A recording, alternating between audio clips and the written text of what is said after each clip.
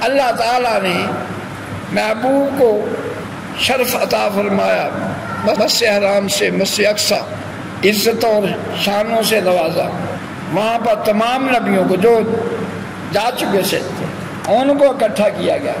آپ کو امامت کے مسئلے پر ہر مقام پر فرشتوں، ہر آسمان پر فرشتے استقبال کے لیے کھڑے ہیں۔ تو جہاں آپ کو دکھلانا تھا اپنے محبوب صلی اللہ علیہ وسلم کی عزتیں اور شانیں، وہاں امت کی بھی خیر خواہی شامل تھی۔ پیارے کریم آقا علیہ السلام تو جانتے تھے جو اللہ کا عذاب بڑا سخت ہے۔ فرمایا ان بطش ربک لشدید، اللہ کی پکڑ بڑی شدید ہے۔ ہم قرآن پڑھتے ہیں، میں روز ایک رکوع پڑھتا ہوں، کوئی کہتا ہے میں ایک پارہ پڑھتا ہوں، لیکن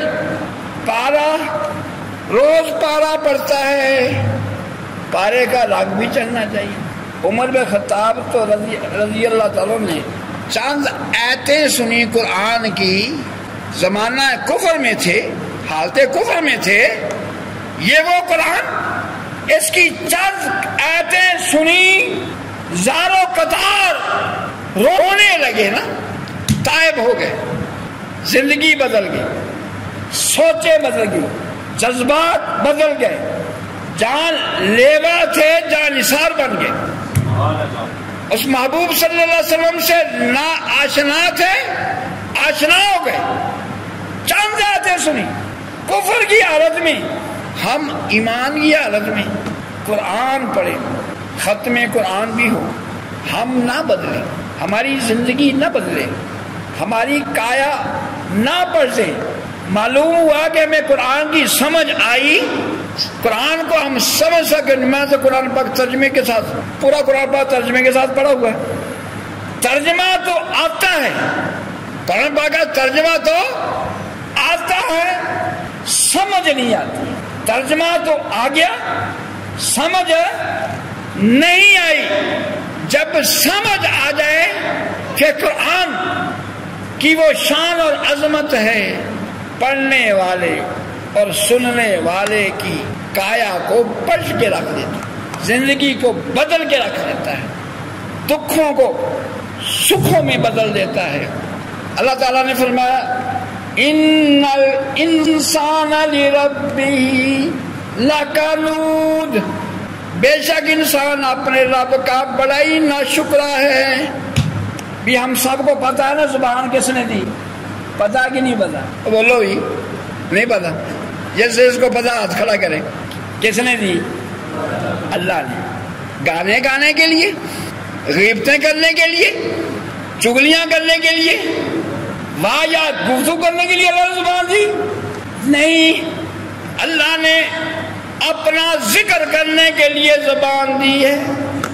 آنکھیں بےہودہ پروگرام دیکھنے کے لیے دی اسی کی ہے نا۔ اس سے جو موبائل پر بےہودہ پروگرام دیکھ رہا ہے، اس سے غیر محرموں کو دیکھ رہا ہے، واجات پروگرام دیکھ رہا ہے، اللہ نے اس مقصد کے لیے آنکھیں نہیں دی، اس لیے تاکہ یہ میرا قرآن پڑھ سکے۔ میں عرض کر رہا تھا وہ کریم آقا علیہ السلام جانتے ہیں آگے کیا کیا مشقتیں ہیں۔ آقا علیہ السلام نے اپنے چشمان مبارک، اپنی آنکھوں سے دوزخ اور دوزخیوں کی سزا اپنی آنکھوں سے دیکھی۔ وہ کریم آقا علیہ السلام نہیں چاہتے میری امت اس دوزخ میں جائے۔ آقا علیہ السلام سواری پر تشریف فرما، آپ کا دو قبروں کے پاس سے گزر ہوا، ان دو قبر والوں کو عذاب قبر ہو رہا تھا، عذاب قبر ہو رہا تھا۔ اونٹنی نے اس عذاب قبر کو دیکھ کر گھٹنے ٹیک دیے، وہاں رک گئے۔ میں تو یہ کہتا ہوں اونٹنی نے اس لیے گھٹنے ٹیک دیے، یا رسول اللہ صلی اللہ علیہ وسلم آپ یہاں سے گزرے اور ان قبر والوں کو عذاب رہے، آپ کی رحمت کا سایہ مل جائے۔ آپ سواری سے اترے، سرسبز درخت کی ایک شاخ توڑی اس کے 2 ٹکڑے کیے، دونوں قبروں پر رکھ لیے۔ یہ ماجرا بڑا حیران کن تھا، بھی آقا علیہ السلام نے سواری سے کیوں اترے ہیں اور شاخ قبر پر کیوں رکھی ہے؟ اگر آج کل کے کوئی مولوی صاحب ہوتے کہ آقا علیہ السلام نے وہاں شرک کیا، قبر کو پوجا نا، 2 قبروں کو آپ نے کی پوجا کی نا، سواری سے اتر کر 2 قبروں کی پوجا کر کے آئے۔ اس کو پوجا نہیں کہتے۔ سواری سے اترے، سبز درخت کے پاس تشریف لے گئے، شاخ توڑی، پھر قبروں کے پاس تشریف لائے۔ یہ جو لوگ داتا صاحب جاتے ہیں پوجا کے لیے نہیں جاتے، کوئی پھولوں کے گلدستے، کوئی پھولوں کے ہاتھ لے کے جاتے ہیں اپنے کریم آقا علیہ السلام کی سنت کو زندہ کرنے کے لیے۔ عرض کیا حضور یہ کیا ماجرا ہے، آپ نے یہ درخت کی شاخیں ان قبروں پر کیوں رکھی؟ فرمایا دونوں قبر والوں کو عذاب قبر ہو رہا تھا، عذاب قبر ہو رہا تھا۔ اب دیکھیں ہمارے کریم آقا علیہ السلام کتنے صاحب علم ہیں۔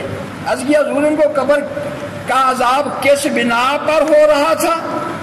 فرمایا ایک تو پیشاب کی چھینٹوں کا پرہیز نہیں کرتا تھا، عام طور پر ہے جس نے نماز نہیں پڑھی اس کو کیا فکر، پیشاب کیا اسے ویسے ہی اٹھ کے چل بسا۔ اس سے کہا جائے بھی نماز آؤ نماز پڑھے، کہتے میرے کپڑے پاک نہیں۔ حیرت والی بات ہے، تو اس کا بندہ ہے جو پاک ہے اور پاکیزگی کو پسند کرتا ہے، پاک ہے اور پاکیزگی کو پسند کرتا ہے، تو ناپاک ہی لگا پھر رہا ہے۔ تو نہیں چاہتا کہ تجھے اللہ پسند کرے۔ اگر تو چاہتا ہے اللہ کی بارگاہ میں تو پسندیدہ ہو جائے، پھر پاک ہو جائے، کپڑے پاکیزہ، جس وقت بھی اس کی بارگاہ میں سجدہ رضی کرنے کا موقع ملے تو ریڈی ہو، تیرا جسم بھی پاکیزہ ہو، کپڑے بھی پاکیزہ، دل بھی پاکیزہ، نگاہ بھی پاکیزہ، زبان بھی پاکیزہ۔ کس کی پاکیزگی کا معیار کیسا ہے؟ اتنا ہی وہ بندہ اللہ کے قریب ہے۔ تو فرمایا کہ کریم آقا علیہ السلام اپنے غلاموں کی بھلائی کے بہت چاہنے والے، اور فرمایا بالمؤمنین رؤوف الرحیم، اور مسلمانوں پر کمال درجے کے مہربان۔